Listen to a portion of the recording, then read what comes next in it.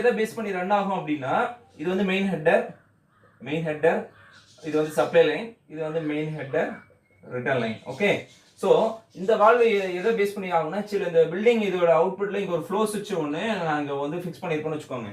இந்த ஃப்ளோ சுவிட்ச் வந்து இந்த ஃப்ளோ பேஸ் பண்ணி தான் இந்த வால்வு வந்து ஓப்பன் க்ளோஸ், அதாவது எவ்வளவு தூரம் மாடுலேட் ஆகணும் அப்படின்றத வந்து இது வந்து டிபெண்ட் பண்ணும்.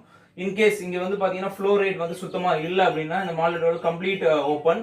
ஸோ இங்க இருக்கிற லைன் இப்போ இப்படி போற செகண்டரி பம்புக்கு போற அந்த வாட்டர் இந்த வழியா வந்து திருப்பி பிரைமரி பம்ப் வந்து இந்த சர்க்யூட் க்ளோஸ் ஆகும். அப்போ என்ன ஆகும்னா சில்லர் ஈவன் வந்து உங்களுக்கு இங்க ஆஃப் இந்த லோ டிமாண்டே இல்லைனாலும் இந்த சில்லருக்கு ஒரு எஃபிஷியன்ட் வேல உங்களுக்கு சர்க்யூட் க்ளோஸ் ஆகிட்டே இருக்கும். ஸோ லோ ஃப்ளோ அப்படின்ற ஒரு இது வந்து இந்த சில்லர்ல வந்து வராது, ஃப்ளோ வந்து மெயின்டைன் ஆகிட்டே இருக்கும்.